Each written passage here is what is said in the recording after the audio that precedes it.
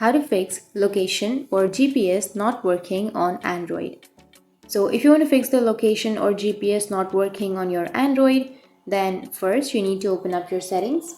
Once you open your settings, you need to simply go for the search, which is on the upper right, and then search for location. Once you've searched, here you will have location services. Tap on the location services, and then you need to simply toggle that on. And you can go back and under the location, tap on the location, and here tap on see all. So here you need to choose the application in which the location is not working. So for example, I'll be choosing Snapchat.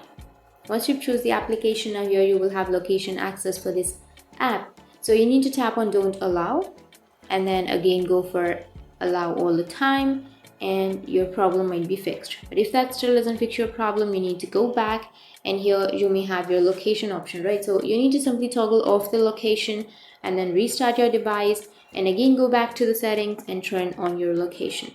And now your problem might be fixed. So restarting your device fixes many problems. So after doing all of these settings, make sure to restart your device and your problem will be fixed. So that's how you can fix your location or GPS not working on Android. And if you have any questions, feel free to comment below. Thanks for watching.